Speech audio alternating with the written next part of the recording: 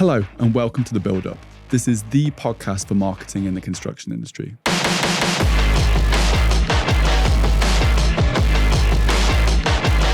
I'm Dan, the creative director at Dissident. We've been working with construction brands for a number of years. It's an exciting and rapidly evolving industry, and that's why we created a podcast dedicated to the weird and wonderful world of construction marketing. I'll be speaking to leading brands, other agencies, creatives, influencers and startups. This is the resource I wish we had when we first started out in the industry. Thank you for being here and welcome to The Build Up.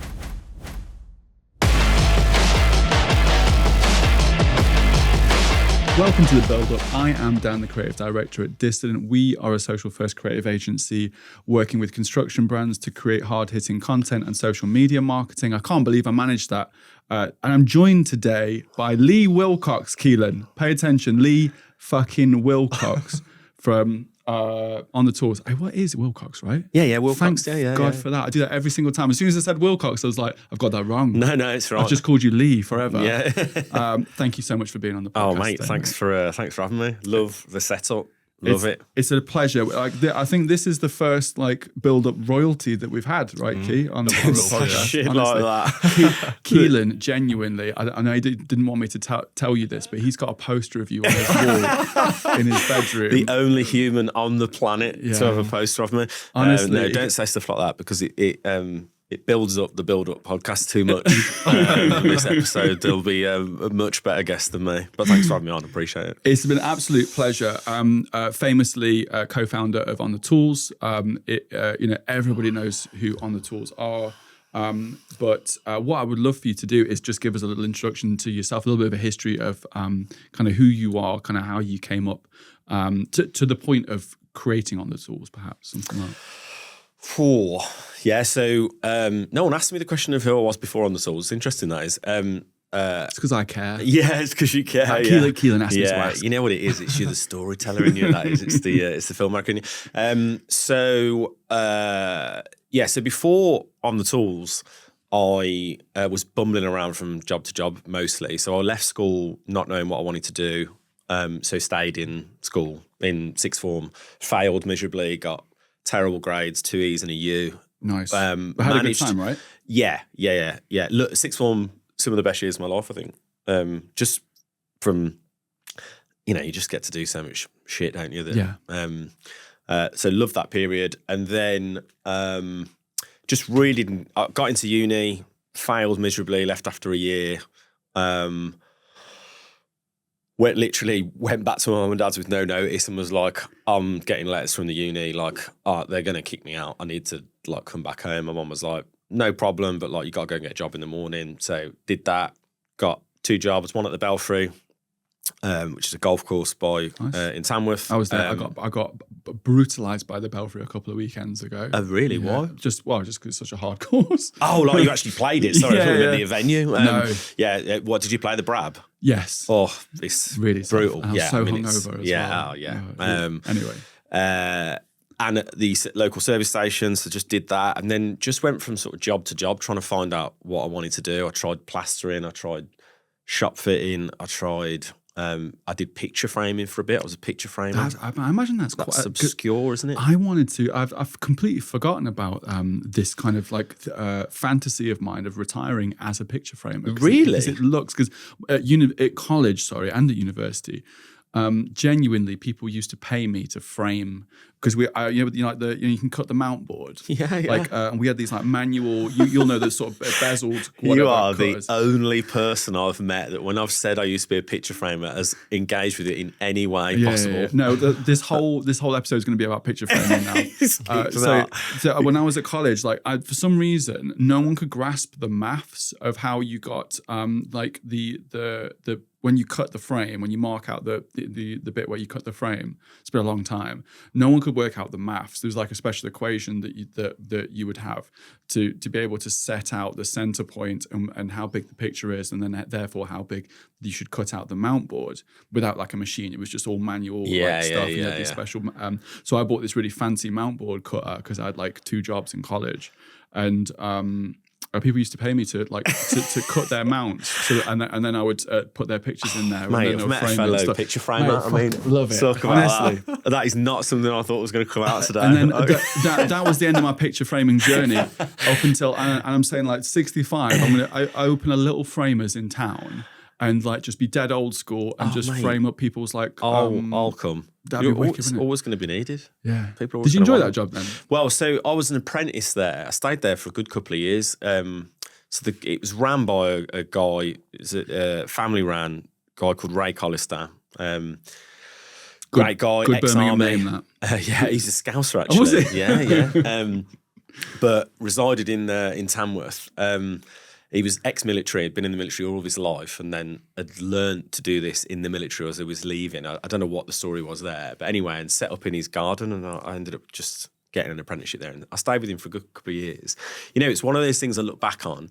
I learned so much from him, not just like the picture framing side of things, because he was cool. Was a wizard. He was so good. And we did loads of good events. There was loads of sporting events. He did lots of memorabilia, so I got to do loads of stuff. But it was mental. Like he was an absolute like workhorse. The geezer was just at it all the time. And the expectation he had of me, I think because he was in military, was just like, right, you're a young person and I'm going to like treat you as if you're in my army type thing. Yeah, so like a drill sergeant. Yeah. So I would do like, 16-hour days for like £2.80 an hour. Do you know what I mean? It was like, proper graft. But I learned so much from him in terms of like what was expected. And like at that point, I never knew I was going to run my own business or any of those things. But it's looking back now, I'm like, I learned a lot from him. And I'm really grateful I got to spend time with it. I don't see him anymore. But ironically, the second office on the tools had was in the same trading estate where that business was. Wicked. So I sort of got to see him a little bit. It was weird. It was bizarre, like many years on. But so I did the picture framing. And then I moved to, from there, did small-sided football leagues. So I worked for a company called Leisure Leagues they hire like sports centres, schools, and they run 5- and 6-side football leagues. Again, learnt loads there. Was there for like 8 years, like a pretty long amount of time for somewhere that I look back on and I go, I learnt a lot, but I didn't enjoy it all the time. A lot of the time I would drive there. So I lived in Tamworth and it was in a place called Knoll in Solihull, just outside Solihull. It would take me about 40 minutes, no traffic. And I reckon 40% of my 8-year journeys there were spent driving thinking, how the fuck can I not go there today? Do you know what I mean? That's a horrible feeling, isn't it? Horrible. And I kind of like, when we started on the tools, I was like, I've got to just make sure it's a business where we limit the amount of people that have got that Sunday night feeling or those Monday morning, whatever you want to trade. Sundays are the worst when you're in a job like that. Oh, right? Just the pits, Now, don't get me wrong, I built loads of like, still talk to some of the people there and actually, even though I can say that I don't know if I agree with the way that it was managed and stuff, again, I'd say I'd still learned quite a lot from the people who did run the business and like took certain things away from it as you sort of tried to do, or I always sort of try to do anyway. And it was there that we came up with the idea for On the Tools. So myself and Ad were just pissed on a Friday night. I was recently divorced, living back with my mum and dad, who was in my mum and dad's garden, and he was moaning about the fact he couldn't find a plasterer on a job he was on. So he's in the trade at this point. It has been for about 11, 12 years, something like that, about 11 years maybe at that point. How old are you guys at this point? So 20, 30. You'd been about 30, right? Yeah, okay. Maybe just before, 29, 30. Okay. 29 I would have been. 29. It was 2014. Yeah, so This was August 2014. I was like just a nerd, loved technology, was using social media a lot through the current job I had. And I was like, surely there's got to be something out there that allows you to find people to work with. Like, what's the problem? You know, things like Checker Trade and Rated People and things like that, but there was nothing, obviously that's like a vetted tradesperson into your home. There was nothing from a contractor to subcontractor and vice versa. And they're kind of still, was going to say there still isn't. There are businesses trying to solve that problem now, but I don't know whether anyone's fully solved it. Sure. So we just set about this drunken idea of creating an app that would essentially get rid of the recruitment industry within construction. So his point of view, Ad's point of view was, you go to your ND phone book or you use a recruiter, right? Or you meet someone in the pub, like it's all word of mouth and you're getting your job on the next job, etc. He didn't really like using recruiters because his opinion was that they're either making money on the workforce or they're taking money from the SME. He was the SME at this point. So he was like, look, there's some great recruiters out there. There's also loads of shit ones, like any business. Yeah, right? it's just the same as there's great salespeople and not great salespeople. Yeah. And so we came up with this idea and spent like 3 credit cards trying to freelance this build of this app on Elance, which is like a freelancing website. Okay. I think it's Upwork now. It's called. I think. Yeah. Upwork or Fiverr. This and is those how kind of old it was. It used to be called Elance, and we sent it to like India. I think it was where this freelancer was building it, and we were just like broke. Yeah. So obviously, I'm living back at my mum and dad's. I'm a kind of beautiful stage for me to start the business because I kind of felt like I just had nothing to lose. I was in a bit of a low spot anyway. Like a new beginning almost. Yeah, and I was like, my risk appetite was just so huge because I was just like, fuck it. Yeah. Like nothing matters type thing. And so we'd sent this thing off and we were like, okay, well, this is the like depth of the business plan. The business plan was we'll get 100,000 people on Facebook and then we'll launch the app, they'll all download it, and then we'll sell the business. Like that was like the plan. We knew that the app would take like 6 to 9 months, something like that. We thought, okay, well, let's give ourselves a year as a plan, and we'll go. We've got 100,000 people on this Facebook page. Ad was like, I've got loads of funny videos. He didn't. He had like 4. Yeah. So like we basically just ripped YouTube for the first couple of weeks, just getting like what we felt were funny construction clips. Yeah. And there was this one that sort of drove this mad amount of growth that and again, we just had no clue of what we were doing, right? So this video clip was one someone sent in actually. So we'd looked around, or was it? Yeah, it was. So we'd put a few videos on for a couple of weeks and we got to like 10,000 in the first 2 weeks, 10,000 followers on Facebook, and we were like, fucking hell, that's this is nuts. Mental. Yeah. Like, and then I was using some of my salary. I mean, I look back and think, what on earth were you doing? Like, using the limited amount of money you had. And this is my point about, I was just like, this is the idea. I didn't know what it was. All or nothing. And then someone had sent this video. We'd started to get, once we hit that 10,000 point, people started to send content in just via the Facebook page. And it's funny because the first couple of days when people were doing it, I was a bit like, what are they doing? Why are they sending it? And I was like, oh, they want us to repost it. Like it's this like, 5 seconds of fame thing. It's almost like you've been framed or something like that. Yeah, it's exactly like that. Yeah. And so then this one video, and it was an 11-second clip, right? And it was landscape. It looked like it'd been filmed on a potato. It was like, and it was there was about 8-10 guys all stood round, and it was on site, terrible.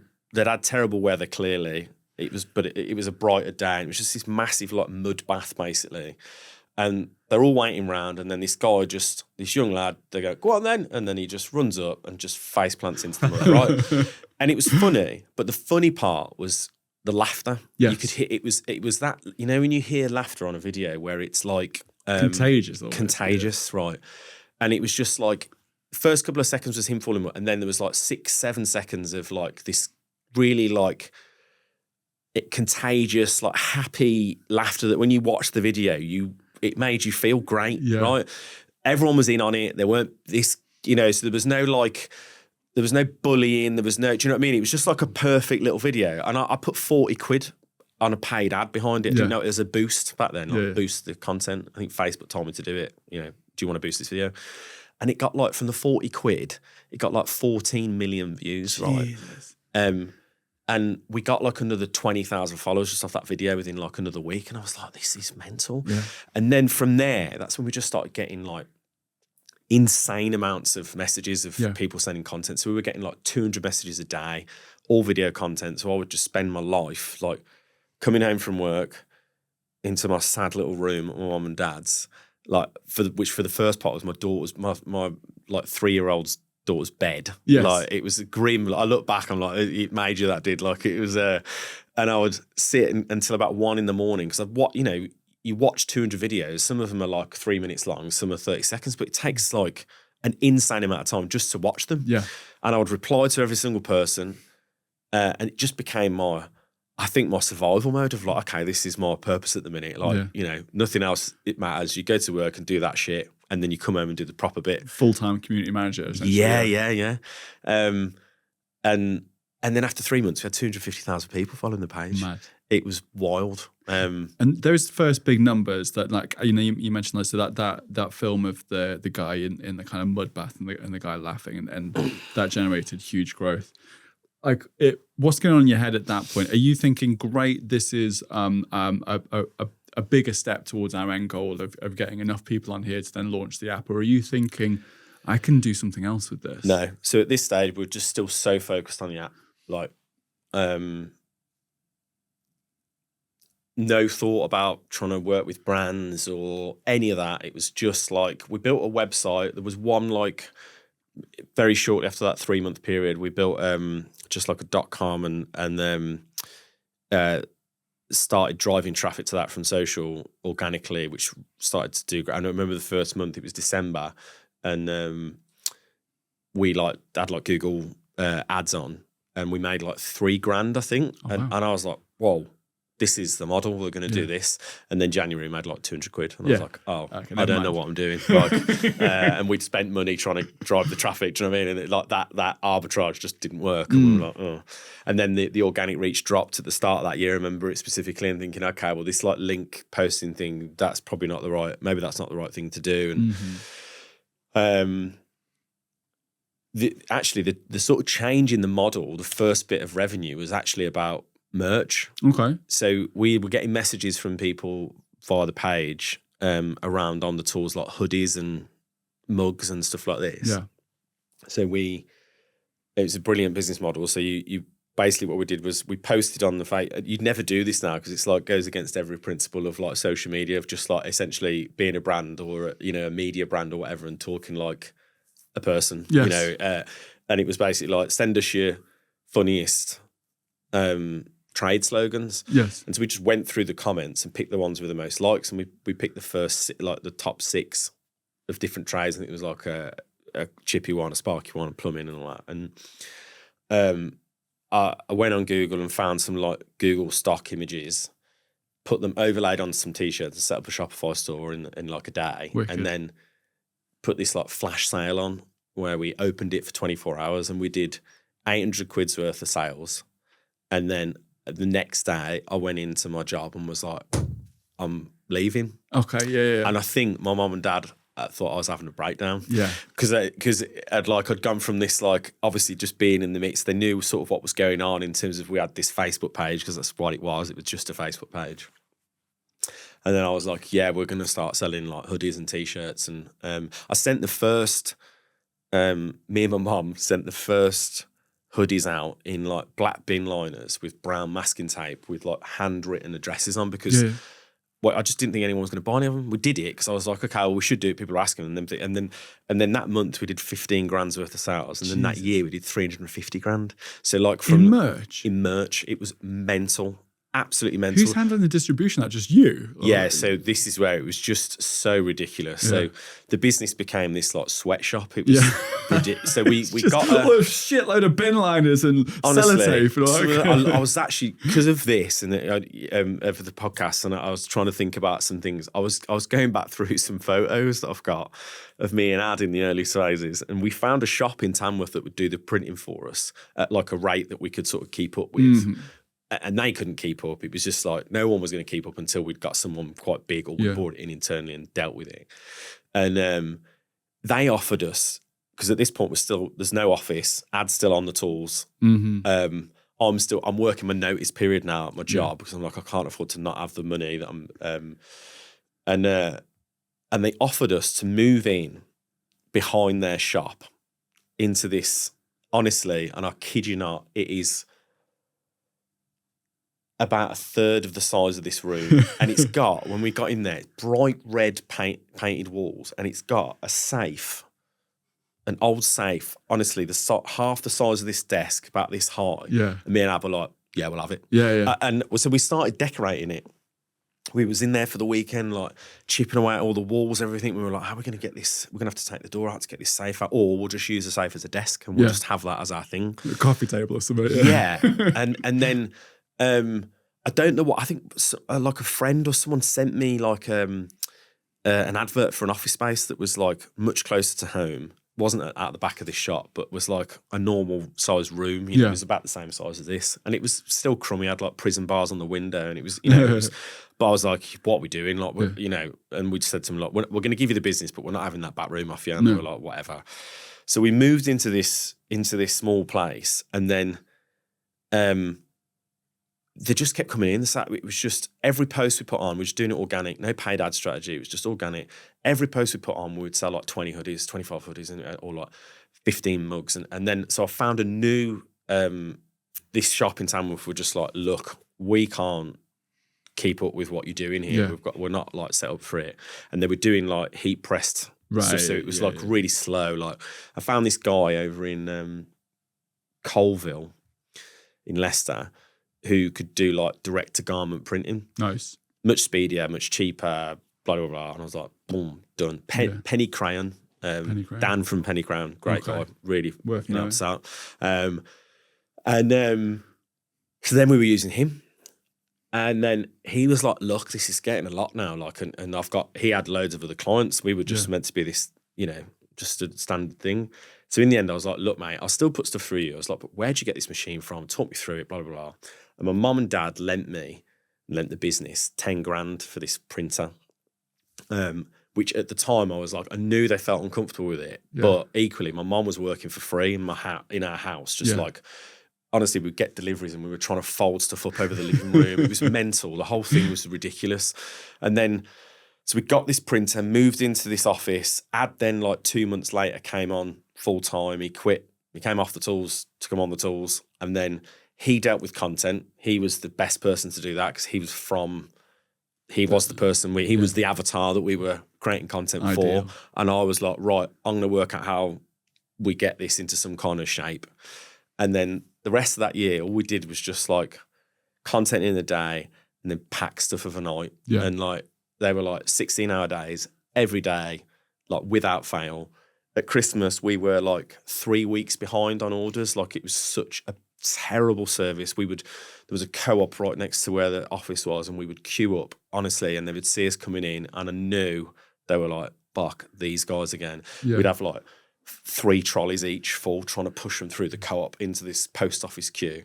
And we would be there for like an hour and a half just trying to get things tagged. And then you get it and you go, okay, we get a DPD service and everything grows. And then we moved office again, and then we shut it down.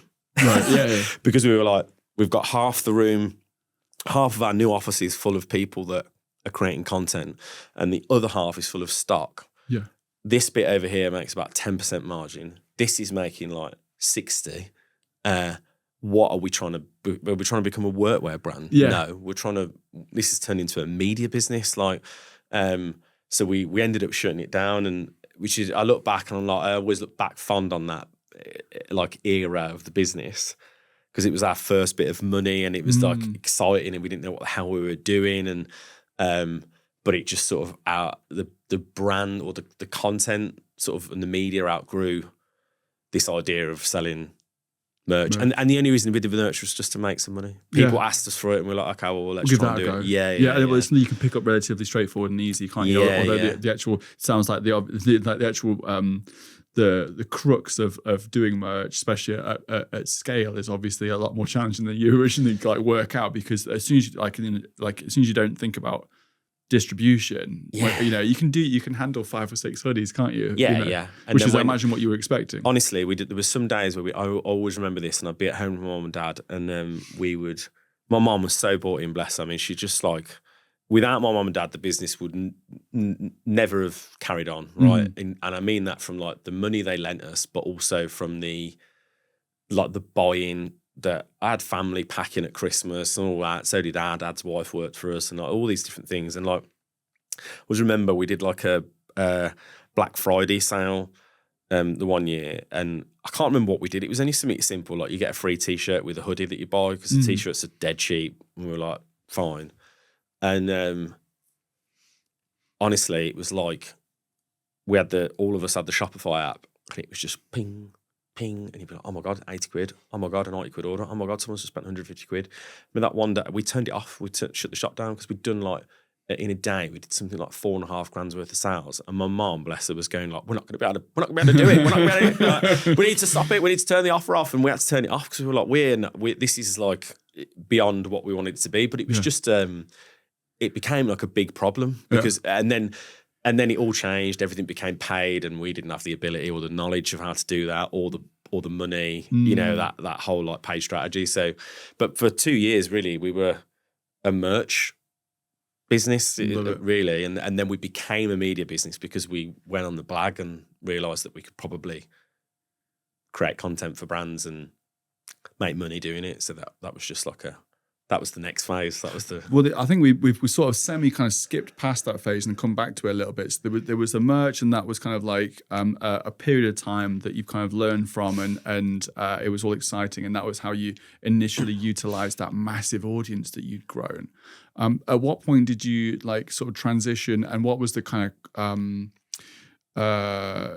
the catalyst of that transition to go, why don't we, rather than reposting other stuff, like create media? I think it was the app failing. Okay. Yeah, so it was a failure of the app. Skip past that bit. So the app, eventually the app never happened, or did it happen? No, it never happened. Okay. It's still in the ideas graveyard. Like it's, and we built it twice. Oh, wow. Yeah, ridiculous. So, but I think the best money we ever spent was those credit cards, because I think if we hadn't have done that, we wouldn't have built the community. None of it would have happened. It was almost that like just that first step of going, okay, we're going to commit to it. That is nice. Sorry, Lee. I just pulled out of nowhere, didn't you? Yeah. Just like, whoa! Check out the massive Stanley Cup. I thought it was just good brand placement for Fisher. Genuinely, these are, we don't get any merch from anybody else, do we? I think we might have had some cups from, but Fisher really look after us with the merch. And this is like the biggest water vessel. I'm well into it. But I just drink so much on podcasts. Like that glass of water went straight away. Yeah, I'm terrible for drinking, to be honest. I just double checking, Keelan, we are recording on the road, right? Yeah, 100%. I have the little freak out came into my head. I don't know. I have it as well. Yeah, I just like a freak. Like I'm just like, that was gold. Please say you were recording that. I just found myself laughing. I'm like, I'm recording. So the app actually didn't go well. So we got the app back from this first freelancing thing after that, and it took about 15 months in the end because there was loads of problems, and then it just didn't work. And I'd done some digging into it once we got it back properly, the final version, and then like it'd been built in iOS 3, and I think that Apple had just discontinued it and been like, this is no longer something we're going to support. And I was like, shit, this is just a big fat waste of money and time. Yeah. So at this point, we're like, this is like a year in, so we've just done this mad Christmas of merch, and then we're meant to get the app back. It comes back, it doesn't work, and I tell you what happened as well. Sorry, this is something it's only until you sort of try and relay the story. So as well, what we'd been doing is we'd had a brand who had been buying content from us. Okay. So we weren't creating it; it was just buying all the UGC because we were licensing it, which we just took from Lab Bible. We just looked at the Lab Bible model and what they were doing. We were like, oh, they've got like this licensing agreement. We should do that. So we just literally changed all the words from Lab Bible to On the Tools, and was just like, this is our thing. Yeah, because I often. I don't know whether other people do this, but I associate On the Tools with Lad Bible to some extent, because it just feels like it's not necessarily a similar business model, but it just seems like a similar vibe, but just in a different vertical. You know what I mean? I think for years I would say over the last 3 or 4 years, we've both become quite different actually. Yeah. But yeah, for the first 5 years, we were in touch with them a lot. They actually offered to buy us very, very early on. Cool. Yeah. It's quite nice to kind of like to just go, we're doing something, right? Yeah. Because at the time we were like, oh my god, like, we had a very short phone call with them, and I was like, oh no, that's not what. We're actually trying to do a proper business with this, and they were like, oh yeah, okay. I think they were buying up lots of stuff at the time. They had so much scale, and so we got this app back, didn't work, and then. This business and it was, I remember it was $4,000 a month. And for us, this was just like paying both our wages and the rent, everything. Like that was like, because the shop money and turnover, we didn't really quite know whether we were making any money. It was just like money coming in, direct to consumer. So it was great. We got paid straight away. And then everything would fall off the back of it. But I couldn't tell you to this day out of that first year whether we made a penny or not. I just wouldn't know.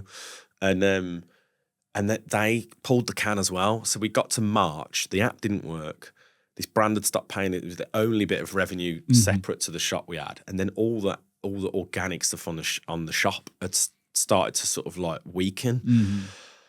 And I was like, "Fuck!" Like, what? I've never ran a business before this. I've had loads of different ideas, but I've never actually done it. And I was thinking, maybe this is it. Like this was the ride, and it's over type thing. And then it was like we started to see. The likes of Lab Bob, and there was a few others like I don't know if you remember a brand called Viral Trend or VT. The channel was called. They're owned by Jungle Creations, who are really good outfit in my opinion. Anyway, they've built loads of like good social brands. They own like Twisted Food and a few others, right? Cool. And they were doing some branded deals as well, and we didn't quite know what a branded deal was. We just could see that the brand was so heavily featured. Like they're definitely being paid for this. Yes. Like, we're like. Ad was like, we could definitely do that. And so we sort of set about trying to work out what that would look like. And there was a guy who I worked with at Leisure Leagues, chap called Andy Taylor, who's sort of still involved with the business, doesn't work in the business now, but still involved in the business, still a shareholder. And he was a great sales guy. And I said to him, like, look, if we can get like 3 months' salary in the bank, will you come on board? We need to start selling, and like I've got to make sure the shop's still an opportunity. Ad's still got to do content. We haven't got enough time to do it. You're the best person for the job, blah, blah, blah. And he was like, yeah, okay, if you can get 3 months in. And then I rang him in about 5 weeks later and was like, yeah, we've got the money. We didn't. Yeah. I had like, I reckon 4 weeks worth of pay for him. And he was like, yeah, okay, I'll do it. I still rib him now after this day, being like, what were you doing? Like 2 kids and a family and that, like, you're mad. He obviously saw something in you guys. Yeah. And he was bought in anyway. He'd put some money into the business. I'd done that from the day, like pretty much week one of when me and Ad set up and got Mark involved, the other sort of co-founder who's in the business at the minute. And he came. We did that his first day. He had like a shoot with like Dion Dublin with Juicing that we were doing, and like I've got photos of us. We went for a car. I always remember we went for a carvery. We were Dion Dublin shooting in the morning, which he was like, because he's a big Cov fan, so he was like, really sort of like buzzing about me. He went for a carvery and he was like, "This is mint." I was like, "Mate, this is not the work. We've got to like actually start doing some juicing like in, but this is all free. Like we're not really doing anything with them." So his job was to try and get 3 brands on like a longer term deal by the end of the year, so that we could go into the new year being like, "Okay, we've got it." And he did it. He got Juicing for 2 years, Direct Line for Business, and Scruffs workwear. And so we'd committed to like 55 videos for the year. We just did like this, like, we'll create this amount of it, one a month, like I can't remember what the makeup of it was, but we just made it up. We didn't know how to price anything. We didn't know what media was worth. We were just guessing. And we didn't own a camera. We had no one with any production experience whatsoever. And it's 3 of you doing this at this stage, right? Yeah. And like your mum and dad and stuff. And my mum's at this point. My mum was actually being paid. Bless her. Sweet. And then Ad's then wife was working there as well. So there was 5 of us. Right. My mum's friend Kay, who's still in the business now. Cool. Yeah, amazing. She's big up Kay. Yeah, absolute life. Kay's a ledge. But we're basically just on the blag because, and to the point where I was like, well, how are we gonna? Even if we got someone who's editing it, and like, what does that even look like? I don't even know what software to use, or because we were doing stuff on like. just in the iMac, like iMovie, iMovie, like that's how we were doing it, because we were just getting the video, and if we needed to do anything with it, like a compilation, we would just stick them in order and then put it out, like done. Like no watermark, we didn't have watermarks then, we didn't have anything. There was no like. So then well, this is like the dark ages of like we forget that like this is a while ago, right? Like social. It was like, purely Facebook, right? For the most part, purely Facebook at this point. Didn't have any other channels. I think we might have had Twitter. Yeah, we did. We did Twitter and Facebook, because again, like even that, it just showing like they were the sort of primary channels. So then we had to set about employing people. We had like just those basics that you're not ready for like. None of us had contracts. We were just trying, I think I might have done Andy a contract. It might have been the first one we did, but like it didn't mean shit. We didn't have ChatGPT back then to help you make contracts, do you know what I mean? And that kind of thing. It was like, if you wanted a contract, that was like 2 or 3 grand. Yeah, right? like, and we, I think I found like an online service that did it for like 25 quid. It was like, I can't remember what it was called. All man a piece of that pie. Yeah, it was like, I'll have to find it. ChatGPT is the one. Yeah, that's it now. That business is probably dead. And so, like, I think we employed 6 people. We were moving offices anyway because of the shop, and we'd found this mill in Tamworth, and so like, luckily we'd got a bit more space. And then I don't know why we did this either. So we did this.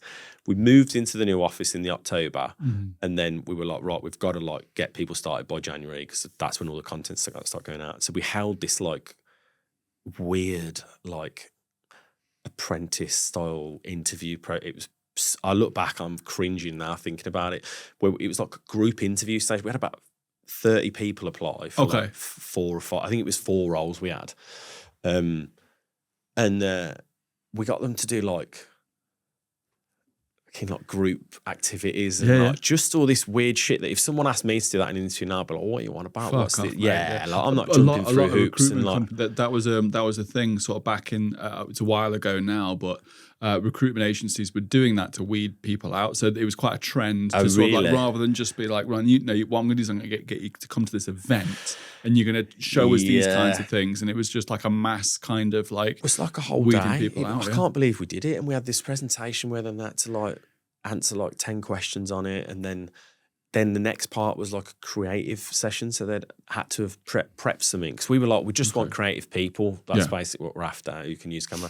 So then you had people coming in and like they were singing songs on camera, and then there was a third stage to it. I think I can't remember what that was. And at the end of it, me, Ad, and Andy just stood there like some kind of fucking X Factor final, moving like CVs around, being like, yeah, they're in, yeah, like, wankers, like absolute wankers. Anyway, some of the people who we employed that day are still with the business now. So like, I know one is definitely Dan Lucas, who's absolute ledge, creative lead in the business.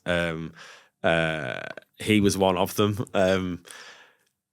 And so then we employed these people, and then when they first started, I was saying to you earlier, so we had to like, I had no camera, so I took them to Jessop's in Birmingham, because I was like, I don't know what to buy. Like you tell me what to buy. And I was here's like, some money. I was like, we've got. I think I think we've got $5,000 on this credit card. We'll just go and we'll get some stuff. Came out with that, and then it was like, okay, we've got a production company. Let's go. We're a production company now. Let's go. And that was that. So then that transition then became about like, we were rebuilding the app still. So we built it again in the UK. So we were like, okay, until the next version of the app we get back, we're going to do this. Yes, get a few deals in, we'll have some fun, and we'll wait. And we can be content, and then what we'll do then is like, we'll engage the community, and then we'll sell them something, right? That was the strategy. And then we got the app built in this country, it worked, and then we're like, is this shit idea? We shouldn't do it anymore. We realised that it was going to need like an Uber style rollout, so we were going to need so much cash. Yes, because we were just like, we'll just do it organically and everyone will download it. But the reality of I guess some learnings that we had across that 2.5 year period now of like trying to get this frigging app ready was that we had followers in Dundee and frigging Devon, right? And therefore contractor, subcontractor, and they go, this is shit, there's no jobs around by me. Or contractor, there's no people who want a job around by me. And actually, I don't think we fully understood how the industry worked from a recruitment perspective. I think it was just an idea, basically. Do you know what I mean? I think you can look back and you can go, oh yeah, the naivety and the passion we had for that project was great because it got us into business. I keep hitting that, sorry.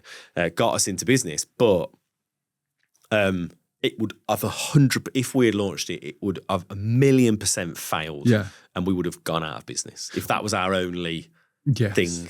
Well, this is what I love about business, and what I love about like great ideas and stuff is a lot of the time, you don't really concentrate. You know, these companies like come out of the woodwork key, like on the tools and stuff.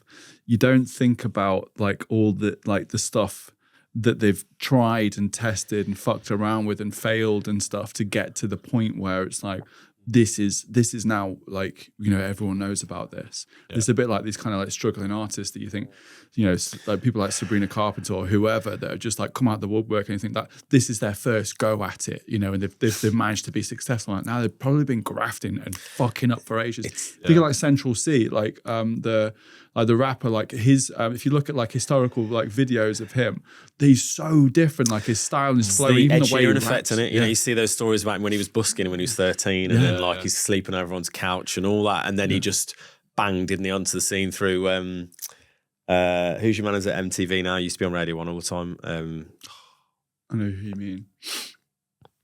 Damn. Aussie guy or New Zealander? It was Zane Lowe. Yeah. He was the one who sort of brought him to the radio. Yeah.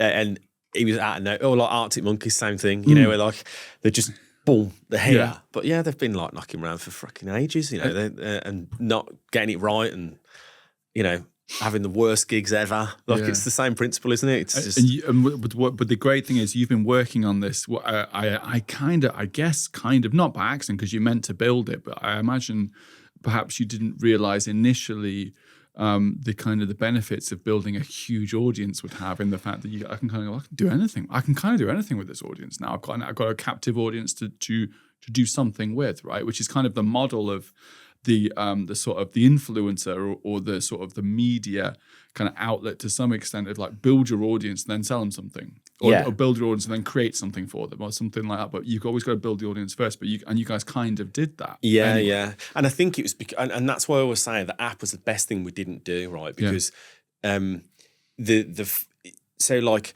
when Lab Bible came and they were like, oh, we might, you know, I think I've ever said it, but they're like, we'll give you 50 grand, and I was like, no, no, like, well, you're never going to go in high, are you? Let's be honest. I was like, absolutely not, and that was the end of that conversation. But like, we would look at them so much for like ideas of growth and all those things, and that's why I think those similarities were probably coined, and the audience itself, all those things, right? The sort of laddish culture, all of that, and like,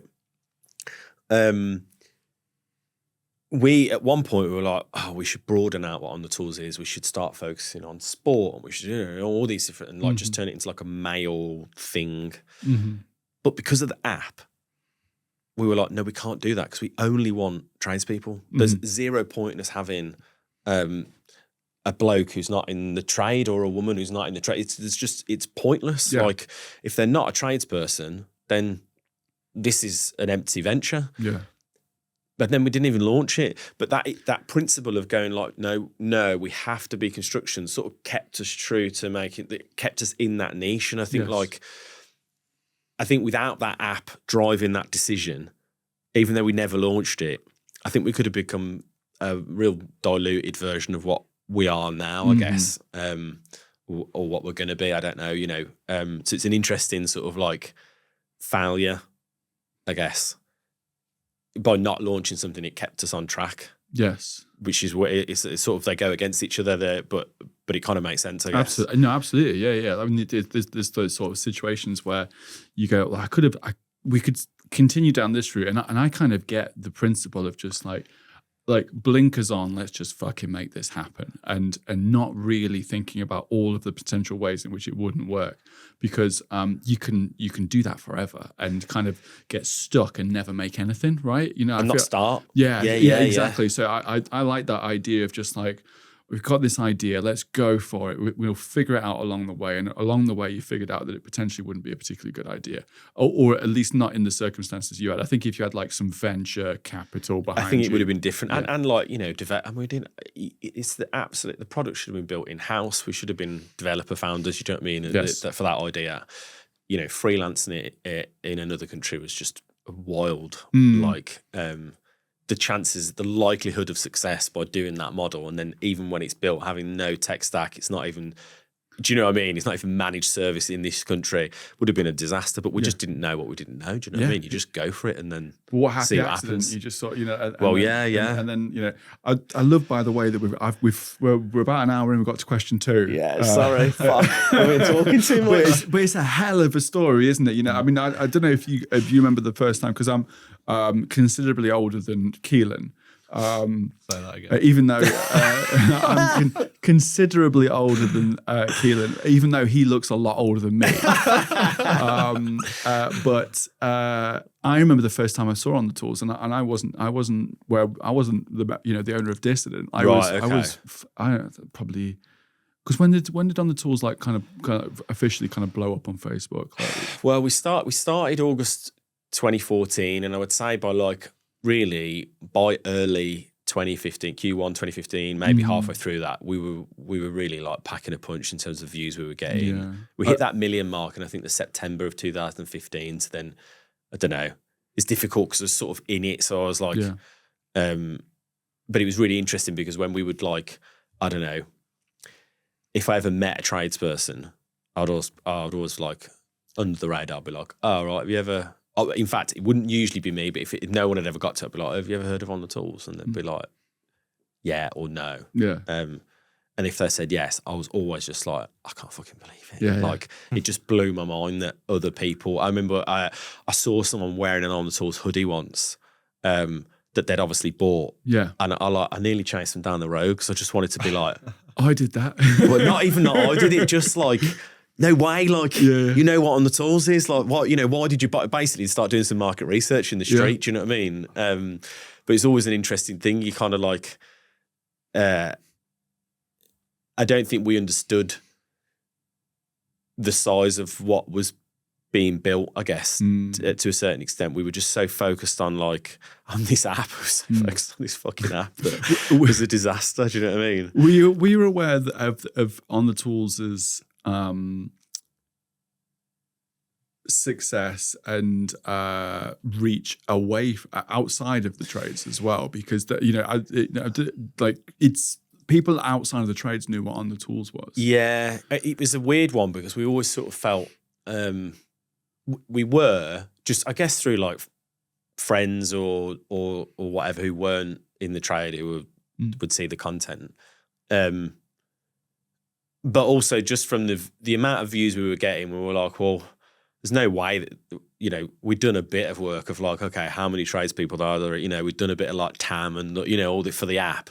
So I was like, well, you know, you can't be getting 100 million views a month. And they're all tradespeople. And they're all tradespeople in the UK. Do you know what I mean? It's like, this is far, but even if you went down, and that was like aggregated, so even if you went down to unique views, I'm like, we're just way over where we should be, you know.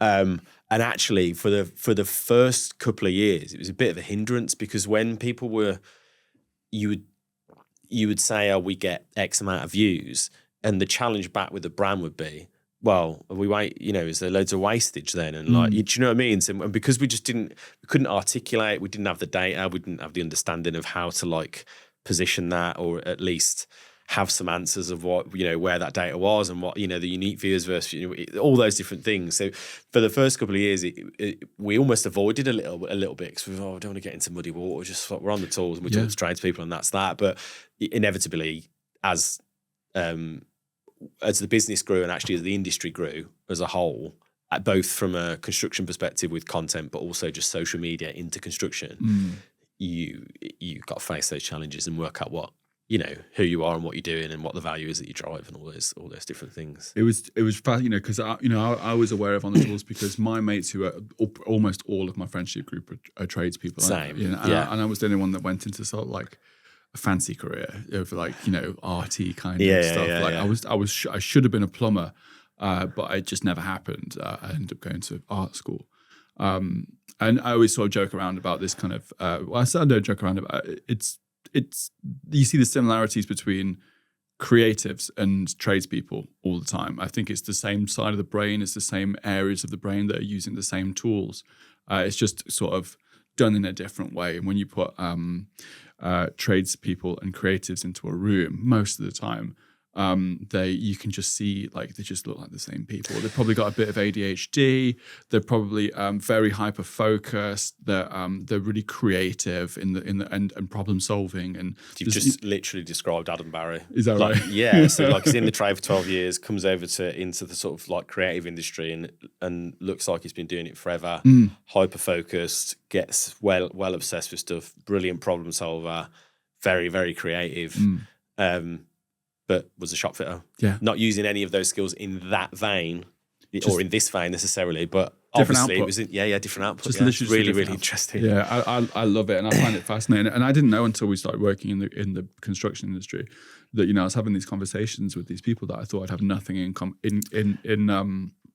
what's the term? Like nothing in common with. Nothing almost. in common with, yeah. Sorry. And I'm like, these are friends for life. And and we have all the same problems and the same scenarios, and they look at something being built, some kind of problem, and I look at that being like, I have no fucking clue, like how you even internalize how to do any of that stuff.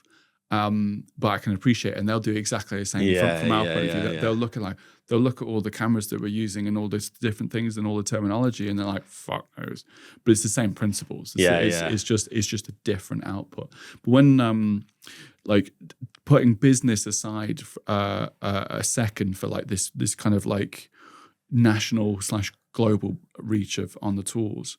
Were you aware of the impact it was having, or are you aware now of the impact that it's had on the perception of trades for the general public? Because all of a sudden we've got all this trade content going out to the general public, and I think up until that point, no one was really talking about trades except for the tradespeople. No, it's an interesting. So I think the business has gone through different phases, and I don't think I realised, or Adam maybe, but Adam had a much better approach to it than I did initially. And maybe that's because he was sort of, he was in the trade, so sort of understood it a bit more. But like, I would say for the first like 4 or 5 years, no. I just was so focused on the fact that we were surviving as a business, as you do in those sort of formative years. And then that we were growing, that I was just so like focused on like, we've got to get bigger each year. Like that was my like, and is the audience, a lot of chasing followers and in those early, which I look back on now, like we probably had to do it, but don't know how much it meant necessarily. But, and it was at about the halfway point to now, I would say, I got invited to go and do basically what we're doing now, right? It was I'm pretty sure it was a Considerate Construction event, and it was at London College. About 350 construction marketeers, and they just asked me to come and tell the story of On the Tools. Right?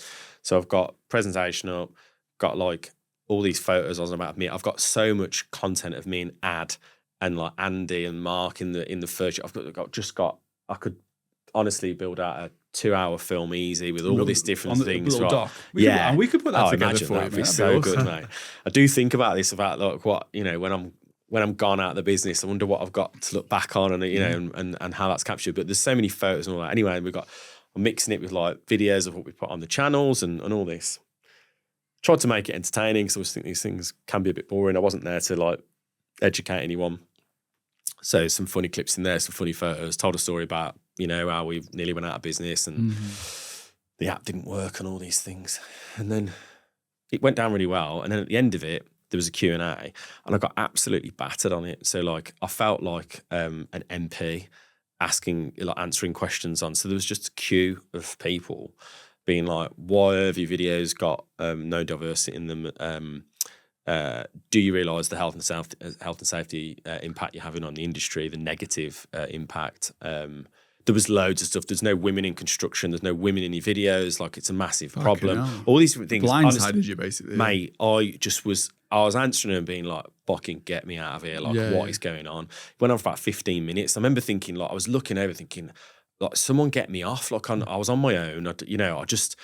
Anyway, I got on the train back from London, went back up to Tamworth. I was fucking fuming. I remember like just being really pissed off that I felt like I'd been like ambushed, and I was like, well, you know, I've gone down there for free. It's not like I was getting like a speaking gig. Do you know what I mean? I was just doing it because I thought it was the right thing to do.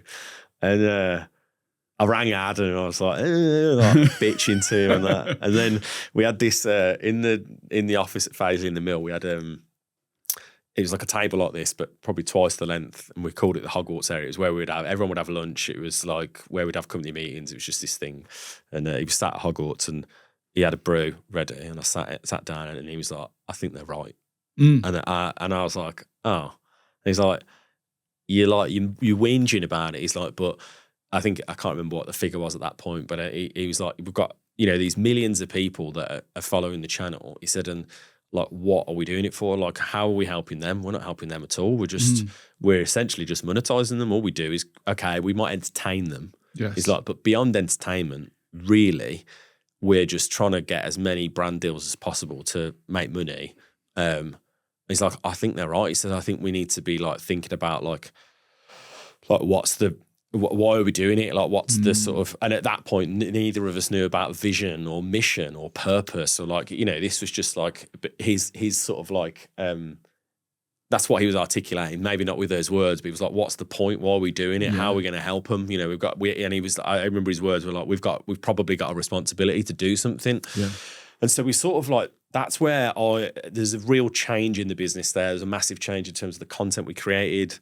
And that always happens, to be fair. Like I would imagine, like just points every year where I know we may make changes and we're not doing that anymore. We sort of, I guess, grow up. Maybe that's, I don't know whether that's the right thing, but you evolve, don't you? Yeah, as a business, evolve is a better one. And like you say, you were two guys that had a go at something that was planning to be this thing that ended up being this thing. Yeah. And then you get kind of you come across these situations where you think, well, we haven't got a head of diversity, or we haven't got like social responsibility sort of executive in the business. It's me and Ad and some other people and my mum. Yeah. And Kay.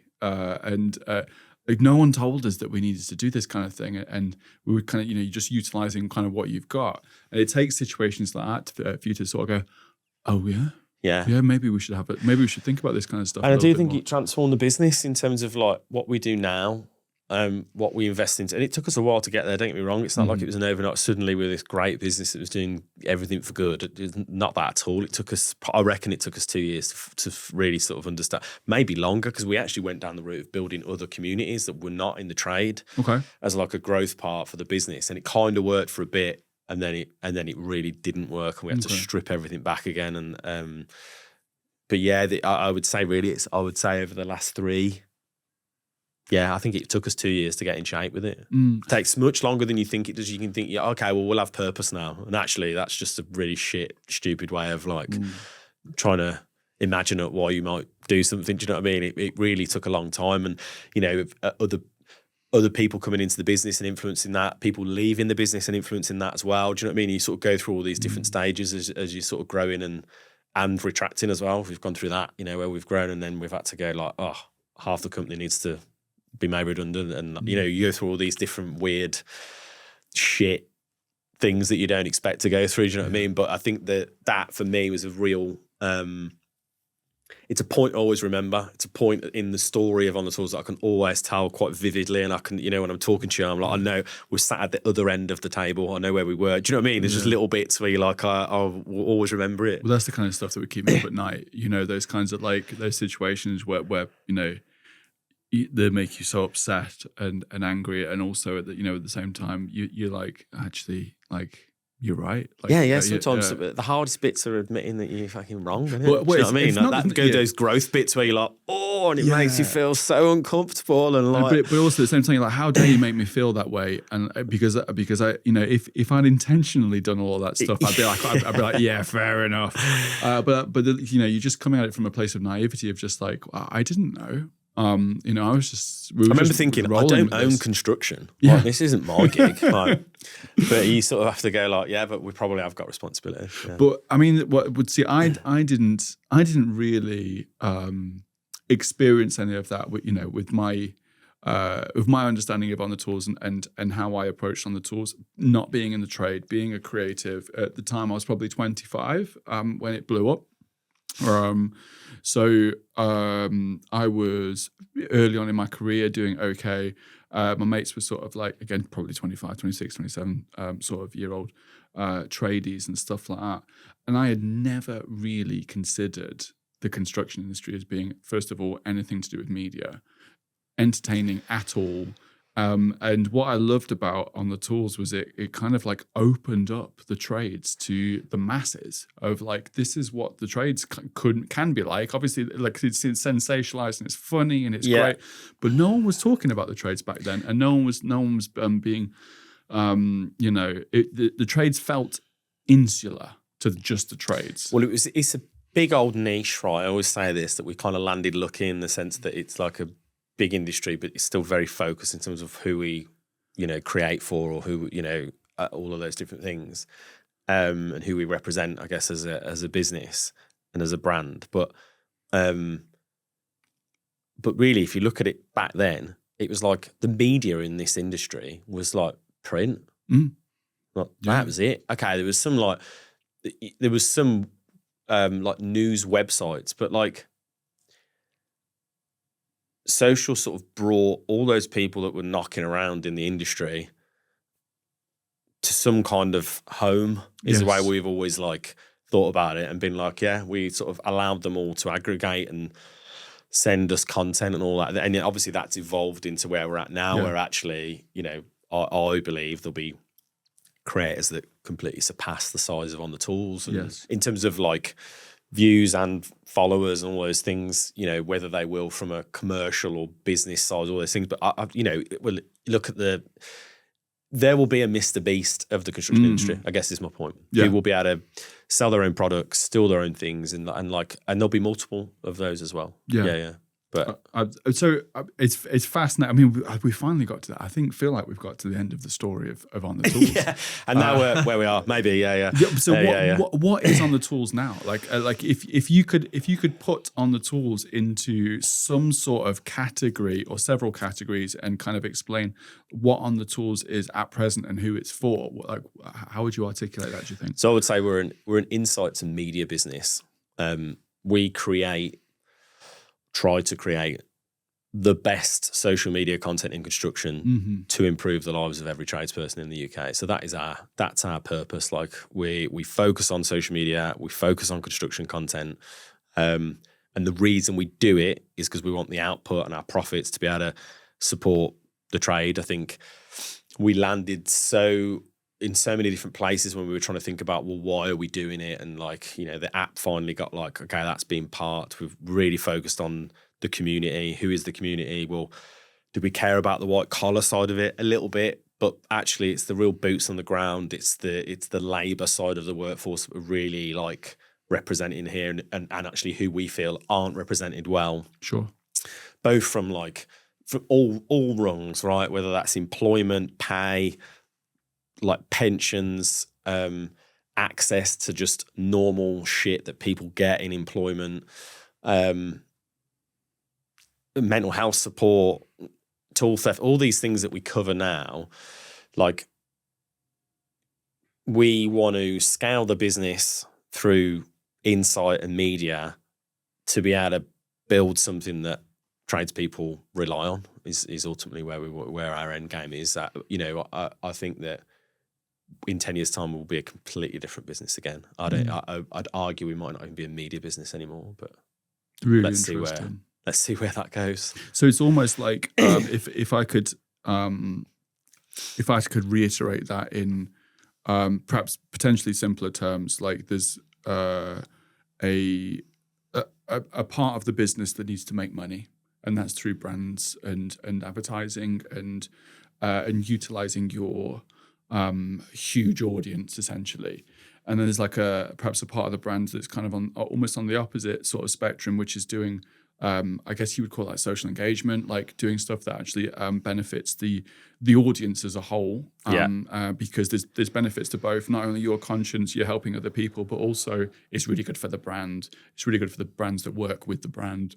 So it's kind of benefiting everybody. So you're kind of being able to sort of pay the bills, keep clients happy, but also be able to engage in social endeavors that make a huge difference to the industry as a whole. Yeah, right? So it's funny because I'm just about to launch this document within the business called The Heart of On the Tool. So I've been writing it for about 3 months, right? And it was at the 10-year point I started to think about it. It was more around trying to help people progress in the business. Like there's all these things that when you've been running a business for like a decade that like people know, but they only know because they've been there, like isms and like just shit that happens or knowledge that we've got. And they go, why'd you do that? I don't know, actually. It's just like a fucking thing that we do. Yeah. I've been trying to, and it's like quite a big thing, like a document in my head, and I've gave it to loads of different people to read inside and outside of the business. And my bit, how's the work? How's it make you feel? And you're all these things. But one of the things I tried to sort of like really like focus down was the model. Like what's the model? Like what is it? And I've kind of got it down to this like trifecta now of like, okay, we've got our community, which is at the top of this triangle, right?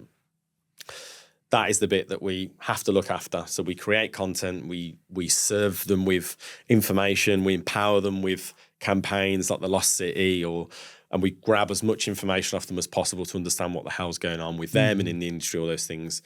And at the bottom right here, or your bottom right, is our partners. Yes. And we bring them in because they pay for it, right? And we give them access to that community if they're willing to, one, be the right type of partner, sure, and they've got the right type of product or service or whatever it might be, and they pay for it, right? Because then what that does is that allows me to pass across to the next corner, which is the people within the business, right? I can go, okay, I can now build a business where people want to work. They don't have that Sunday night feeling where you just think, fuck, how do I not go there? Yeah. We can pay people well. I think it's a good, people don't talk about money enough. And I'm like, well, we all work so that we can live. And I want people to have the right balance of like, grafting, and because that's who I am and that's what I expect from people in the business, but also in return being given this lifestyle that hopefully benefits everyone. And from that point there, if the people within the business are like, this is the shit and I believe in the purpose that we've got, then the community will benefit. And then it's just this like, boom, let's just pass it from each corner. And hopefully then it expands into other things that we haven't thought of at the minute. But that, at the minute, that is our model. Look after the community, bring partners in that are willing to pay to play and be good partners for the trade, and get the best people who really give a shit about the purpose of the business. And then hope the rest of it takes care of itself, potentially. That's kind of like the model. How could you disagree with that, Key? That was beautifully put, wasn't it? That was amazing. Oh, I'm glad. It's the most simplest image in the docket. I've really tried to like, this is it. It's like if someone saw it, it'd be like, fucking, this is not a business. It's just it's a triangle. But I love that. I mean, it's really, really clear, like that, because on the tools, if you look at it, you kind of go, I think it's this, but it could also be this, and it's also this thing, but then sometimes it's this for these people, and it's not as simple as it's an advertising agency. Oh, it's not as simple as it's a creative agency. It's not as simple as it's a media outlet. It's kind of more nuanced, but it's. I mean, I'm glad that I kind of got it right.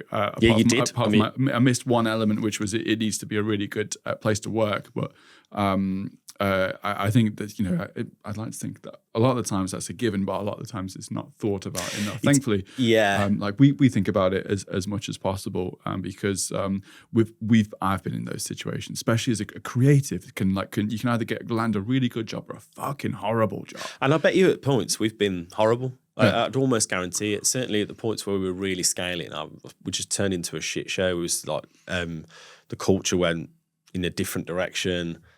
Like definite learning on how you scale and how many people you bring in at one point, and have you got the right like level of managers in, and all those different bits. We've definitely been a bad employer at points, but I think the key thing for me is like, well, as long, and people talk about intention and like don't care about intention, they care about impact, all these things. But I do think there's something in around like, well, for me anyway, to make sure I actually sleep, is that like, well, we're never trying to be a bad employer. It's not like we're bringing people in to be like, work them to the ground. Yeah. It's always been, we're going to really fuck this guy over. Yeah. So I'm like, well, we've always had a real collective mission to make sure that it's not a shit place to be, and that's just the personalities of the people running the business. I can't change that. I'll never be able to change that. If someone, it's like if we took like loads of private equity money, I would never be able to turn the business into this like, you know, like numbers driving machine that's just like, look, cut outputs costs. like I just wouldn't be able to, and I'm okay with that. Do you know what I mean? And maybe I'm not, that if we get to that point, maybe I won't be the right person to run the business. Do you know what I mean? Yeah. I think at the minute, whilst we're in this stage where the brand is changing, I think we're moving heavily into insight and, you know, I believe there's a model for us. We've got this thing called Trade Brain, which is like an insight membership that we're, in my opinion, is like something that every brand in construction should be in, because it's about investing in the workforce and understanding what they're doing. It drives things like the Lost City and the campaigns we do like that, which I think can have more and more impact. I think we will be in a position where in 5 years' time, On the Tools will be something that is even more for the boots on the ground than it is for brands. I think that's really where we're moving, but, you know, and I think I'm the right person to do that. Beyond that, who knows? Maybe it's time for me to take the knee and get out. Do you know what I mean? You sort of run up to your capabilities, and at the minute, I'm like, I know where I want to be. I'm not obsessed by the long-term vision, because I think you can put numbers for next year and they don't mean shit. I'm always like, what's happening in the next 12 weeks? What's the most important thing that's going to like support the growth of the business? We should try, and I'm really trying at this at the minute, of like trying to remove multiple things that we're doing all the time, and like you get into that thing where like, oh, we've got to do that, we've got to do that, we've got to do this, you know, and really trying to sort of like suck it back down to focus. And look, I think the brand has never been in a better position in terms of like what it stands for. I think how it's viewed from the trade perspective and from partners, and that's because of the team we've got and what they've, you know, suggested we focus on and what things we fight for and all of that. So yeah, I think it's brilliant. I think, you know, one of the things that we've been clear with our clients, and this is from like, we're not fucking geniuses at marketing at Dissident. We're for the most part creatives with a marketing direction. You know what I mean? I've always called class Dissident as like, it's run by marketers, but kind of backed up by creatives. I've never been able to sort of really articulate what that is, but we're creatives that work towards marketing goals, because the owners are kind of marketers to some extent. So what the reason why I'm saying that is that we're not really heavily invested into our clients' strategies. We don't necessarily create strategies for our clients. We're not that high up on the rung of ladders. But what we do suggest when it comes to the content, the types of content that our clients should produce, and the things that we should be thinking about and putting our budgets towards, is stuff for the people, not just about the brand, not just about the product. Yeah, let's do stuff for the people. So things like the Lost City. You know, focusing around mental health, focusing around tool theft, but essentially any kind of social issues that are going on in the industry. Not only social issues, but like, you know, social, you know, positives as well. You know, let's, you know, if you want to be a brand that people engage with and interact with, and you know, are more proud to use and purchase, then you really want to be doing something that benefits them in a way other than create a good product. Yeah, I think that's massive, and that's present in other industries, but especially in construction, because I feel like in construction needs a little bit more support than some other industries. I think, definitely, because it's kind of been that industry that's been left behind when it comes to support, you know, compared to like, you know, I couldn't give you an example of another industry, but I think there's that expectation that it's a load of men, they don't need any help. They just get on with it. They get on with it, and a lot of them do. Don't get me wrong. There's you can go too far in one direction, and try and find fault where there isn't. But I think there's a solution now where, there's a situation now where tradespeople need more support, not just mentally, but, you know, in the fact that, you know, we've got these issues with stolen tools, which we'll probably go into a little bit later on, but also, you know, celebrating trades as well. You know, I had Ryan Jones from SLG Agency, who's one of my first guests on the podcast, and I still revere. I don't know if you've come across SLG before. No, I don't. Oh, mate, Ryan is like literally one of the most clever people I've ever met. And he mentioned that for years and years and years, construction's had a brand issue in the fact that everyone thinks construction is one thing, and it's not. It's multiple things, and it's not considered to be a particularly sexy industry. It's not considered to be a particularly interesting industry for a lot of people coming through school, through the school system. You know, now there are brands and there's companies and there's agencies and there's creators that are saying, no, this is fucking cool. Not only is it a really cool job, it's for, you know, it's not just for thick people like people used to think it was in the 90s or the 80s or whenever that kind of lie started. But also you can make if you're clever and you're good, you can make a shit ton of money, not just as an individual, but as a business.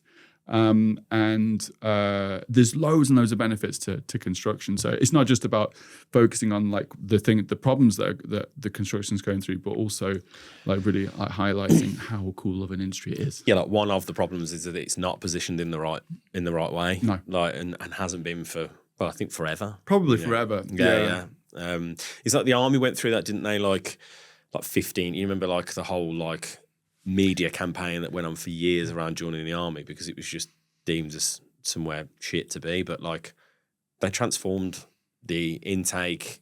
I know that's dropped off again now, but like I always feel like the construction industry needs that type of backing where it gets huge amounts of scope, both from whether that's from government or whether it's from the governing bodies within the industry. But it's so fragmented that no one, and this is kind of why we ended up getting into a position where we're like, well, maybe it's our job to fight these fights a bit because we're like, who's going to do it? Because everyone just keeps doing this. Everyone's like, no, well, that doesn't. We're in this lane, and like, oh, we're here. And like, yeah, but we're just getting to the point where they're not being, you know, people aren't being looked after properly in so many different areas that how can we expect people to want to join it? No. Do you know what I mean? Like, I've got kids, and like, I've got a nearly 14-year-old daughter in the next couple of weeks. And like, if she came to me in 2 years' time and was like, I want to join the construction industry, I'd be like, on one hand, really excited. And on the other hand, quite scared and be like, is it the right industry for us to join? Do you know what I mean? Is it right for you yet? Yeah, you know? yeah. Do you know what I mean? We need something to work on it a little bit. Yeah. You know, I've got a nearly 4-year-old, maybe. You know, I'm hoping by the time he gets older, maybe the industry will be in a better shape. But I think in 2 years' time, will things be solved in the right way? I don't know. Maybe it feels like we're making enough noise now where there seems to be more focus on some of the problems, which I think is, and I mean outside of the industry, so, you know, just more broadcast media around trades, the tool theft stuff, like the rate of suicide, these things that are now becoming a bit more widespread. But I do think it's a timing thing. So like there's a lack of housing, so therefore the construction industry is more topical for broadcast media and government to comment on. And if they're both going to do that, then they have to cover more stories, which, so for me, I'm like, whatever, like I don't really care why it's coming up. Let's lean into the fact that more outside of the industry, more media outlets and more MPs, etc., are willing to sort of stick their head above the trenches to talk about it. I'm like, well, let's just ride the wave and see how much movement we can get across the next 5-10 years on some of these subjects. And it's massively helped by the individual creators as well. We've got this amazing thing that happened in really, I think, in the last 5 years. Yeah.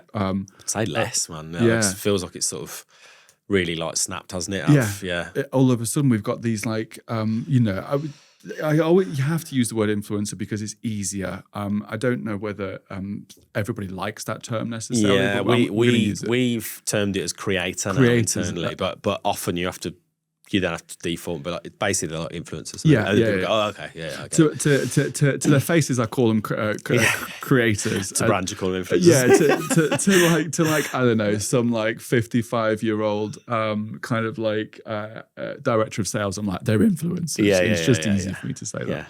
But you know, these accounts are coming out of nowhere and doing all sorts of amazing things for all of these different minute or individual, sorry is the best word term, issues, problems, and benefits and highlights of the construction industry. They're all kind of doing their own sort of thing. So there's particular accounts that are really flying the flag for women in construction. Yeah. And they're getting together and they're banding together and doing all these amazing projects. Like there's an amazing project going on at the moment that I haven't been following massively, apart from I follow some of the guys that are on there, which is this full build with female tradespeople. Yeah, we covered something like last week for International Women's Week. Yeah, incredible. Like, and that's just happened. Yeah, it's just a group of people who've been like, we're going to do this. I'm just like, mate, if I was PR, like if I was any of the publications or any of the media outlets, I'd be like, this is cool. All over it. Yeah.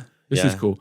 Not just like talking about it, doing something about it, being like, look, we built something. Yeah. I don't think anyone was ever like, well, I suppose there are some twats out there that are just like, women aren't any good at construction. That you're always going to get those kinds of like people that are like nutters or whatever. But I think, the bigger problem is just like, again, in those situations, it is just like being able to speak to a younger audience to say, this is a viable job for you. It's cool. Go for it. And having there's this amazing thing where you've got all these creators making a huge difference, like the tool theft. I've completely forgotten the guy's name. I knew I'd do this. That's like really flying the flag for tool theft. Schwab. That's it.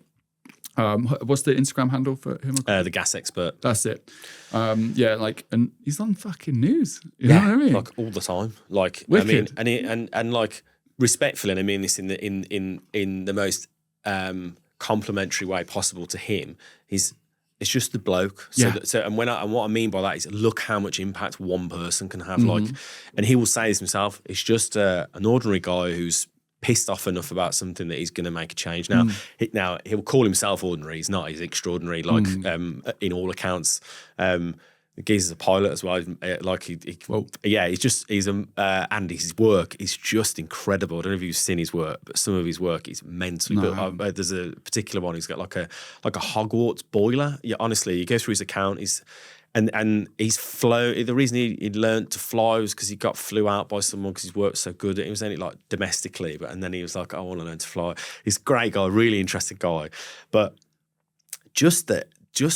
I mean, the guy's moved mountains on his, and like, look, there's been loads of people who supported him, and he will always say that. But like, we've been on the edge of that. We've like tried to help him where he's needed help, but we've not been the driving force behind that. He has, no one else has been the driving force behind it. He has. We've all just sort of like hung on his coattails, being like, okay, well, we want to help Shreb, keep pushing him along. And he's like dragging us. Sometimes we push him a little bit, but generally, like, he's the one dragging us along, being like, you're either coming with me, and if you're not coming with me, fuck yeah, I'll get it done anyway. Like, he is a force, that guy is. And if there's anyone that I've met over the last 10 years in terms of this industry who's going to get something done, honestly, he is the one, because he is just relentless. The guy is he's brilliant. Yeah, he's brilliant. It's caused such a ruckus over it that, and that's had, what the beautiful thing is with this kind of thing, we've kind of gone off on a tangent here, but it's a beautiful tangent. Which is like he's started something that snowballed all of these other situations, right? It's not just him and everyone's focused. Tool theft isn't just about him now. There's like lots of different things going on and different pieces of media, and everyone's becoming more aware of it and stuff. The things he's done with, like, he's sort of changed how the police are now approaching theft generally, and like basically a law, there will be a law change because of Shreb. And that is just a fact. Eventually, because there's a couple of things that need to happen. Like there isn't currently, there's no way to categorise a tool theft. It's just theft, and it's all a bit. So then, then you can't change the law on something that hasn't got, like, there's not categorised and there's no data on all these things, right? So there's a couple of stages to it, but like that will be the end outcome. The law will change. The consequences and the implications of stealing tools will be more severe. Yes. And therefore then eventually the thieves will be like, the risk reward here is starting to like sort of shape off it. I'm going to probably stop doing this now. And it'll be because of him. Yeah. Like, and if you think about that as a like a thing, you're like, God, that's mental. Like, that he basically had his tool stolen and then was like, fuck this. Yeah. Like, this ain't happening again. And then is going to go on what will be probably a 5-6 year like crusade. Yeah, I was going to say rampage. Yeah, rampage, crusade, like what, you know,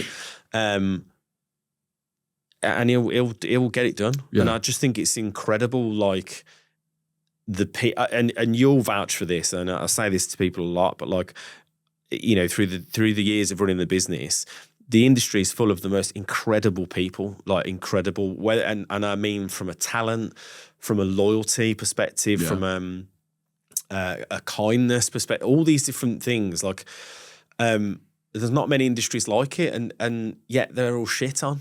Yeah, they don't get the support that most other industries get, and that's what I think just sort of drives our thinking behind what we're doing and where we're heading. I think it drives a lot of.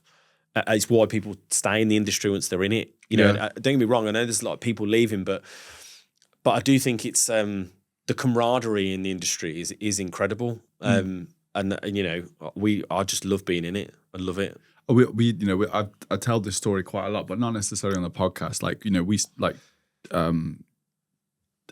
before Dissident was Dissident, and we were just a social media agency, a creative agency, and we worked with everything, every kind of possible. Anyone that pay us, we did some cool stuff. You got some money, we'll do it. Yeah. But we kind of like worked our way around, you know, a few different areas, which was hospitality, spas, restaurants, hotels, service-based offerings, you know, service businesses like accountants and all that kind of thing, and you know, little bits and bobs. We started to push in towards like bigger brands for like furniture, fashion, stuff like that, and we were also working in construction, and we started to play around in construction, and we, you know, basically like COVID happened, and that was the two sort of sectors that we stuck with, or were stuck with us, sorry, for the most part, was construction and healthcare, because they weren't going anywhere. And I was like, oh, okay, business wise, this kind of makes sense to kind of like double down on these guys, because if a pandemic can't ruin these two industries, they're probably a pretty safe bet for the longevity of an agency. So there was a business sort of mentality there, but also, you know, we were working with like a lot of these industries, not shitting on, you know, hospitality and fashion and furniture and stuff like that, but a lot of them were wankers. Like a lot of these people that we were working with, just like, you're horrible to deal with, you know, because you were working with like models, and like some of those were not that nice, and there was a lot of situations like, and then probably tarnishing a bigger problem with this one brush. But I was like, I'm perhaps just not the right person to be in this industry, because I you know, they weren't horrible to us, I just couldn't deal with the bullshit. And then we were working in construction, and everyone was so nice. Everyone was really down to earth. There was no prima donnas. There was no messing around. There was no entitlement. It was just real people getting on with real work. And you know, we got to work with tradespeople, obviously, as kind of a byproduct of working with brands and stuff, and that they were amazing. But even the people in the brands were just like dead down to earth, and I was like, these are our people. Like, what an amazing industry to be in. But like you say, that's you know, it's even with its problems, like the individuals in there are still like salt of the earth. Yeah, you know, exactly that. So cool. Yeah, I'm very aware that we've got no marketing value from this podcast up until this point. It's been. I told you it was going to be a fucking catfish. However, it has been such an amazing, entertaining episode about like the history of On the Tools and what you guys do and stuff like that. But I'm going to pull a little bit of value from the podcast right at the end before we get. Let's do it. I want to leave giving some value if possible. So try to get out of me. There's the value that I want to get for brands, and there's value that I want to get for creators, let's say. Maybe not even, let's not use the term creators, let's use the term tradespeople, self-employed people, anyone that can benefit from sort of putting their work or putting content out on social media. Originally I wanted to talk about the kind of like the formula of content that you guys have and how you found it, but I think we're gonna have to like just maybe we'll have to do like a part 2. Well, I can give you 2 minutes on that formula. Let's do it. So how did you find? You know, there was a formula that was being created on the tools, and you were coming across all these different scenarios. You were kind of like repurposing content, creating your own content.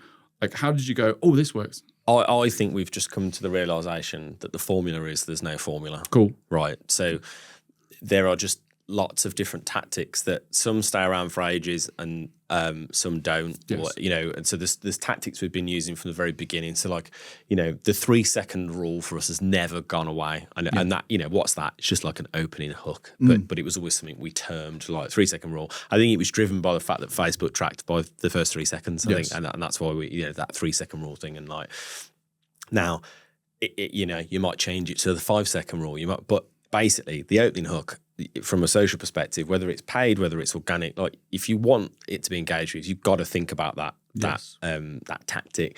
You know, there's like sound optimization, even like sound like removing sound and replacing sound. So like sound retention tactics, or sound retention as we call it, or like mid hooks. So like, okay, you're 20 seconds in, what's happening? Like, there's all these like little bits that you can look at. But in terms of the formula for it, it's different every time, because I could give you 2 bits of content and they could have the same formula in terms of like their makeup or whatever it might be. They could be the same length. They could have a very similar opening hook. So they could be both a visual opening hook, right?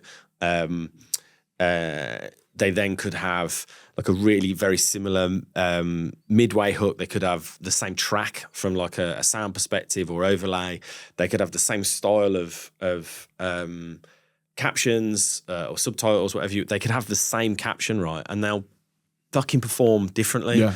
And it's the most frustrating thing, but also the most magical thing that social brings, because you've got to constantly put yourself under pressure of like, okay, but why is this going to work? So for me, the formula is just that you've got to aggregate loads of different tactics that you can pull together for content, understand why the hell you're creating it would be a one part of the formula. Yes, there needs to be some value there already. There needs to be some value, right? Why are you doing it? What's that for? Who's it for, right?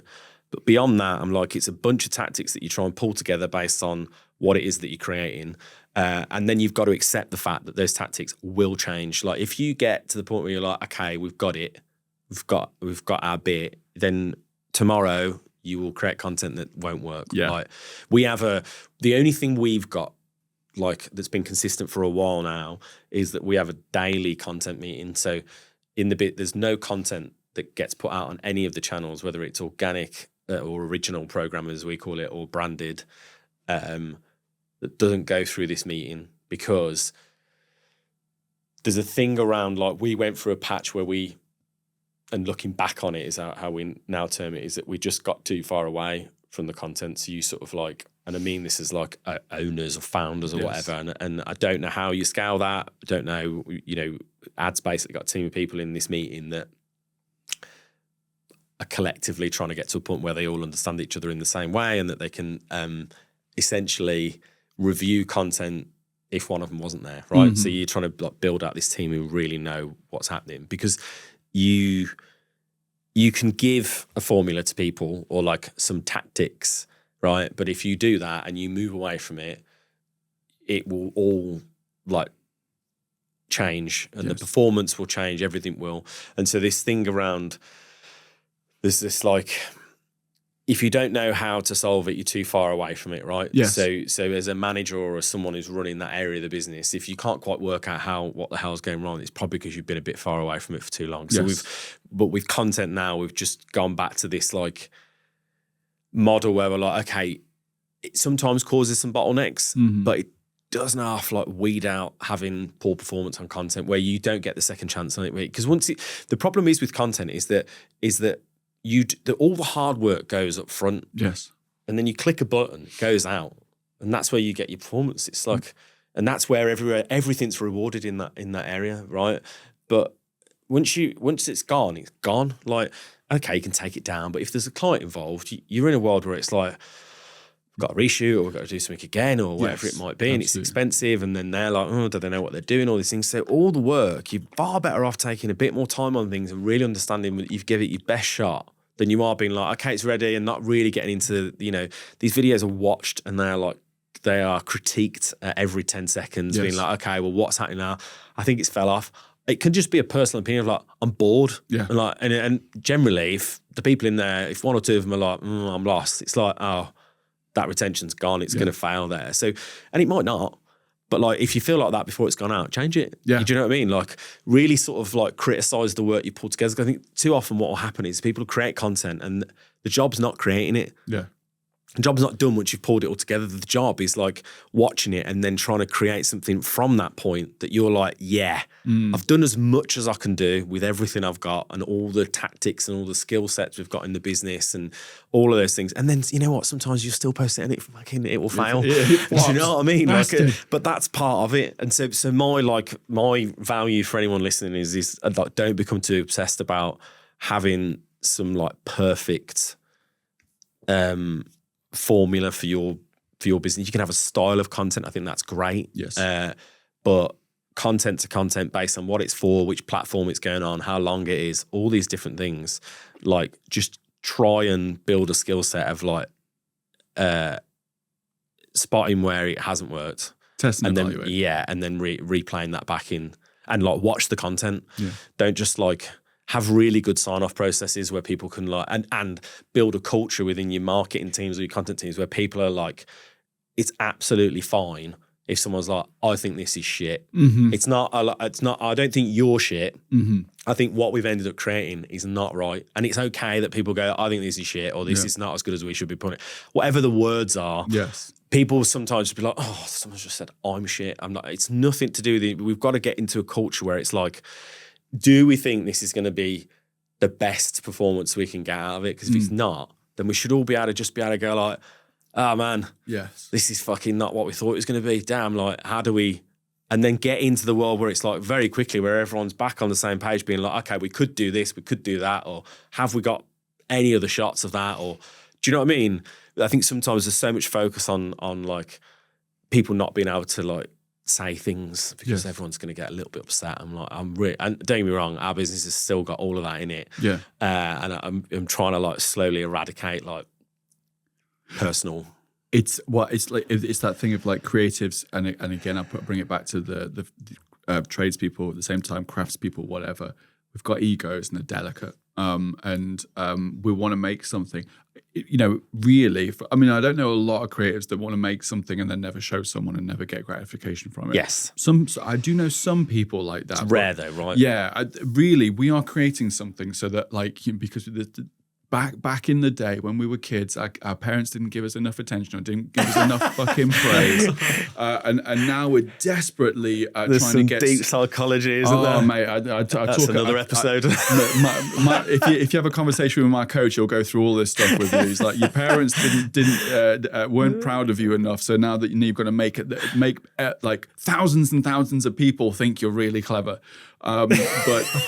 But basically, you know, there's these situations where you get these creatives, and you know, I'm exactly the same. Like, you know, I come from a creative background where you make something, and I'm like, this is perfect. Although it's a real creator is never fully 100% happy with what they've created. But like, this is as far as I can take this. As far as I'm concerned, I'm allowed to criticize it, but you're not. Yeah. Yeah. And I'll get one person go, and Kate, my wife, is the worst for this because I'm like, I made this. This is I don't make a lot of stuff these days, but I'm like, I made this. She's like, really good, and I'm like, and you can hear the kind of what I would do or whatever. I'm like, fuck off, Kate. This is perfect. Yeah. Give me a day where I can. But this is why we're a creative agency led by marketers, because you can get so focused on the creative, you can get so focused on the craft and what you've made that it actually, like, when you really boil this content down, it does nothing. It's got zero value. It's a sponsored art project. That's all it is. And when you're working with brands, you can't afford to do that. You got to give some return. Yeah. Yeah. You can do that for yourself, but don't do it on a $20 budget. Yeah, definitely. Yeah. Oh mate, it's mad. So that was my formula anyway. I love that. Yeah. Test and evaluate. Don't get comfortable. It's kind of exactly, like, because it's going to change. 100% it will change. Love that. Yeah. So we've got the formula. What I'd love to do is get a little bit of feedback from yourself, very, very quickly on like in terms of creators. What do you think creators could be doing more of that would benefit them the most on social media? Can you give a little bit of something that's just like, this is the stuff I'm seeing on social media? Perhaps you can use a little bit of your insight into what you're seeing that's not working, that you think this is a bad practice. So I guess I always try and approach these things if I was manly enough and creative enough and skilled enough to be able to build something, right, and not have such soft hands that are built for spreadsheets. Yeah, I'm with you there. I would. How would I approach being a tradesperson? I think a nuance I've noticed, right, is, say like 5 years ago, there was businesses out there that were building white label solutions aimed at tradespeople for websites. Okay. Because there was lots of trades that were running SMEs that didn't have a website, right? Yeah, they needed leads, basically. Yeah, and they needed leads. So you'd have this it's a subscription model. So it's like a SaaS model for the technology business. And the tradesperson would then get a fully serviced website that would pretty much look the same as somebody else's, but it would generate leads and all this shit, right? And it kind of spiked a little bit and then disappeared again. Mm-hmm. I think because of social, right?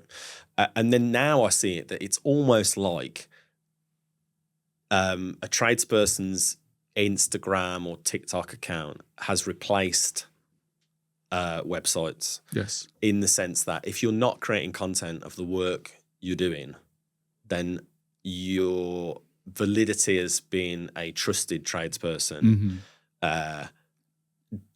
diminishes slightly. It's like, if I think of it from a consumer's point of view, I go, okay, I'm going to get someone to come and now look, we know loads of tradespeople. Like I'd pointing. Yeah. I did at my house on Friday fitting a tap for me. Like, I obviously try and utilize people that I know now, which is great. Same, yeah.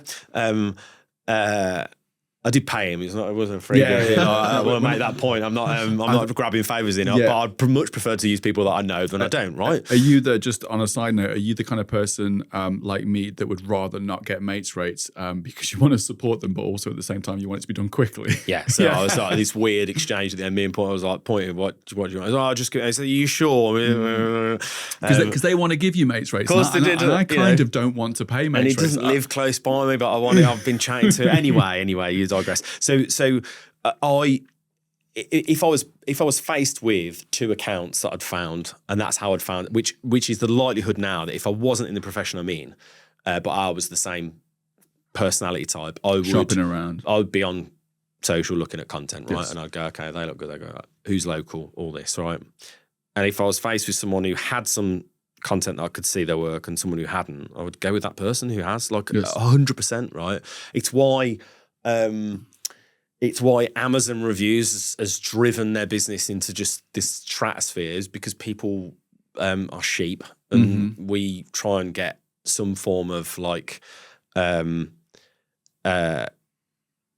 social standard of going, okay, well, it looks like loads of people are following this person, or I like their content. Oh, I'm going to buy from them, right? Yeah. It's why influencers exist, right? Yeah, exactly. The whole concept. But I think what's happening in our world now is that everyone's trying to become a trade influencer, if we'd call them that for a second. Yes. The difficulty in our industry is that you can't be an influencer without being in the trade, right? So it's not like you can't build your community, but you can't build your audience or your Instagram channel, right, to a point where you go, I know I'm making so much money on this now that I no longer need to be a tradesperson. Yes, because that's the trap, the money you're making will diminish because you're no longer a tradesperson. The reason someone's willing to pay is because you're really good at what you're doing. Yes. Whether that's creating content, whatever it might be, right? And this is a feeling I get over actual data, but I see people popping up now who are creating content with no business value. So if I was in the trade, I would be like, okay, I'm a great whatever, right?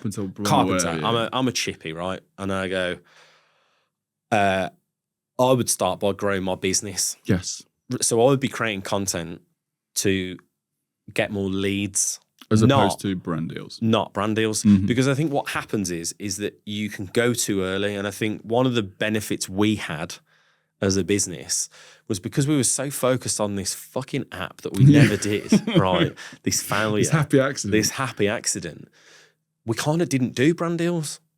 because we didn't know what we were doing. Yeah. We were selling merch. Like, and that was fine because people were like, oh yeah, I'll give you some money. And we were like, here's a product. And it didn't like, it wasn't shit. It wasn't amazing by any means, but it, you know, it had labels in and stuff. It looked sound. We put some effort into it. And then we were never asking them for anything. We were never like, I remember the first, I'll tell you this very quick story. I remember the first brand deal we did, right? And it was with ITS. Shout out to ITS because I like you guys. We don't do much work with you now, but and it was a phone call that I got, and they were like, "We want to promote." I don't know if it was a Black Friday or what. It was just an offer, right? And we just didn't know what we were doing, so we got them. They provided a still image artwork, and we posted it. And I always remember it instantly. We got messages on the channel being like, "Fucking sellouts! What's this shit?" Shilling out to the. Do you know what I mean? And I remember thinking, and they gave us I think it was like 500 quid. I think we got for it, and I remember thinking, "Boom, 500 quid! We just pressed the button. That's all I've done. I've just pressed the button, man. We're gonna be like millionaires." No. But like we didn't do it again because I was like the feedback we got, and I remember I remember reading through the messages, and Ab was like, "It's fucking bullshit! Like what? We're just gonna do it for free forever." And I was like, "I know, but we've obviously done it in the wrong way. Like it's not been receptive." And I think there's a world where creators now are so focused on being a creator rather than being in the trade. So like you focus on being in the trade and creating content, your account will grow more than if you focus on being a creator. Absolutely. Right? And if I was a tradesperson, I would be focusing more on how I could understand paid advertising than I would be trying to, like, I would be like deep diving into TikTok ads and meta ads, being like, okay, locally, how can I utilize this great content? I'm really good at creating this content. I'm doing it because I'm trying to showcase how good I am. I would be using a paid strategy to get more leads to then employ someone who can just follow me around shooting all the content. Yeah. That's what I would be doing. I wouldn't be, whereas I think there's an immediacy for people to be like, give me an affiliate link or give me like, I want to do a branded deal, and they're at a point where they've got like, and I'm all for the like micro influencer and all these things, but I think there's so much of it now and so much not, just like there is in the industry 3 years ago, because the construction industry takes a while to sort of catch up. Yes. We're in that world now where there's so much noise that I think trades are sometimes missing the opportunity they've got where they could build this incredible business. And then actually, if a brand did come along at that point, you kind of like, it's on your you can be like, I want 6 figures. I barely want to do anything. This is what you'll get back. I do it in my own style. And if you don't want me to do it in my own style, I ain't doing it. Yeah. And also, if I don't do it in my own style, it won't work. You know, all these things that I think even we fall down on, where we're like, no, we need to do it. And then we you know, cash gets exchanged. You do something you're not that proud of because you've took money. You know, all these different things. I think a tradesperson is in such, if you're in the trade right now, right, you've got this amazing opportunity to build a business that no one can touch, and then have a brand that you can license out, do sponsorships where you're making so much money. But I think people shoot too early and they go, I'm going to do these brand deals, and they become reliant on them, and it affects the work they're doing dramatically. I don't think people realise how much work it takes to do brand deals and how much time it takes and the shit you have to deal post-shoot, all these different things. I would grow my business. I would lean into paid advertising. I would learn that and become a god at it, make so much money that I'd build a media business off the side of my actual business. That's what I would do. Lee, it's been an absolute pleasure. It's been a whirlwind of history of On the Tools. I genuinely think that there's going to be a lot of people who have just become complacent about On the Tools. That it just exists, and there's no history behind it. So I genuinely think that's going to be really, really fascinating for the audience. We've dived into kind of like marketing to like 2015 onwards, you know, like, and kind of like social media and the history of that. And we've dived into, you know, what is your, you know, what's been the formula, which is the fact that there is no formula. Just keep testing, keep evaluating, don't get comfortable. And we've looked into, like, if you were to start out on social media as a small business in the construction industry, like what would that look like? And I genuinely think that will provide a lot of value. And And so I just want to give a quick round of applause, Key, for Lee Wilcox on the tools. Let's give him some of that. Thank you so much, mate. And hopefully we can get you back again at some stage to go in more depth. That would be amazing. I'd love to talk more about some of the like kind of social elements of like the social engagement elements, like the Lost City and tool theft and stuff like that. I would love to get nerdy on some social stuff, whenever you want. But for now, if you could point to anybody, any of my audience in any directions, where would that be? So from a marketeer point of view, definitely on LinkedIn, so follow either me or On the Tools, or both if you want to. We're doing a lot of stuff around, I mentioned it earlier, Trade Brain as a membership. If you're like in marketing or insight or data within construction, I think Trade Brain is like a must. I'm really like peddling this at the minute. It is the reason we can do things like the Lost City. I believe that every brand should understand tradespeople more. And Trade Brain is all about that, about trying to grab as much insight from trades as possible and then invest it back into things like the Lost City and tool theft, etc., skill shortage. So there's that there. And then me, I'm OTT Boss Man on all channels, but mainly just on Instagram. And On the Tools on any channel. We're on every channel possible. Go check them out. Been a pleasure. Thanks very much. It's been amazing. I don't know how else to finish on that, but thank you so much, and good luck with all of the future endeavors of yourself and On the Tools, and peace out. Yeah, man. Thanks, mate.